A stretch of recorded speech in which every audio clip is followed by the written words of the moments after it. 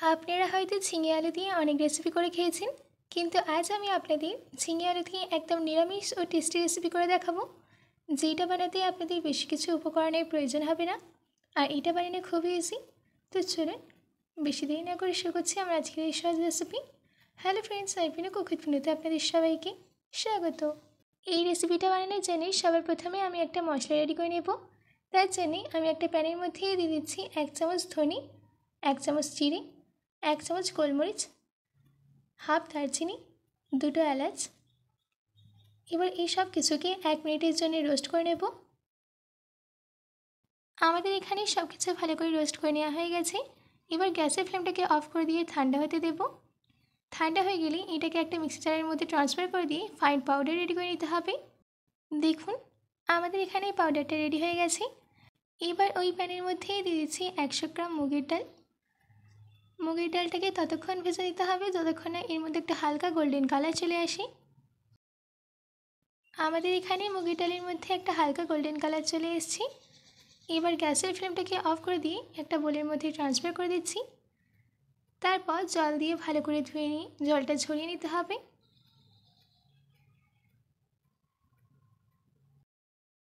আমি এখানে ভালো করে ধুয়ে জলটা ঝরিয়ে নিয়েছি। এদিকে আমি নিয়েছি 500 গ্রাম ঝিঙে। ঝিঙেগুলোকে আমি ভালো করে ধুয়ে খোসা ছাড়িয়ে এইভাবে কেটে নিয়েছি। আর 2টো মিডিয়াম সাইজের আলু এই ঝিঙের সাইজের করেই কেটে নিয়েছি। এবার একটা কড়াইয়ের মধ্যে দিয়ে দিচ্ছি 4 চামচ সর্ষের তেল।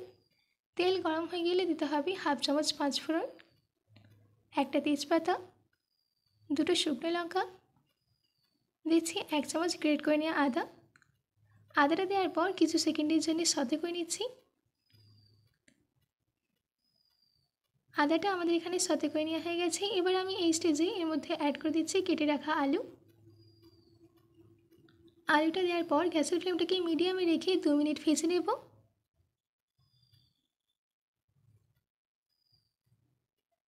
আমাদের এখানে 2 মিনিট হয়ে গেছে। এবার আমি এর মধ্যে অ্যাড করে দিচ্ছি ধুয়ে রাখা মুগ ডাল। মুগ ডালটা দেওয়ার পর ভালো করে মিশিয়ে নিতে হবে। ভালো করে মিশিয়ে নেওয়া হয়ে গেছে। এবার আমি এর মধ্যে অ্যাড করে দিচ্ছি কেটে রাখা ঝিঙে। ঝিঙেটা দেওয়ার পর মিডিয়াম ফ্লেমে 3 মিনিট ঝিঙেটাকে এই সব কিছুর সঙ্গে ভেজে নিতে হবে। আমাদের এখানে 3 মিনিট হয়ে গেছে, ঝিঙেটাও ভাজা হয়ে গেছে। এবার আমি এর মধ্যে একে একে কিছু বেসিক মশলা অ্যাড করে দেব। দিচ্ছি 1 চামচ লঙ্কা গুঁড়ো, হাফ চামচ হলুদ গুঁড়ো, স্বাদ মতো নুন, আর দিচ্ছি একটা বড় সাইজের কেটে রাখা টমেটো। এবার এই সব কিছুকে ভালো করে মিশিয়ে নিচ্ছি।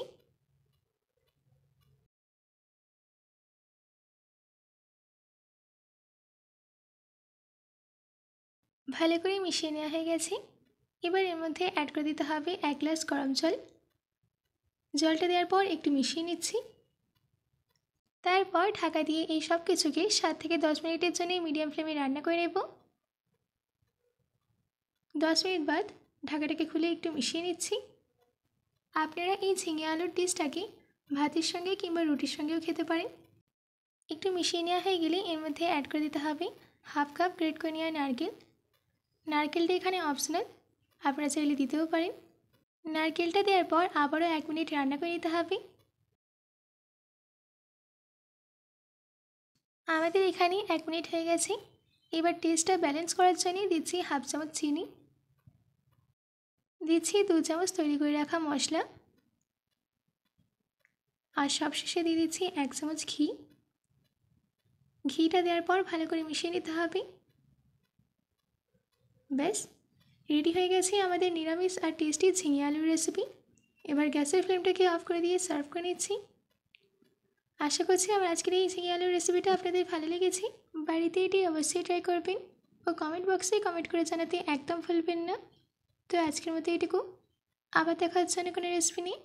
ভালো থাকবেন, সুস্থ থাকবেন।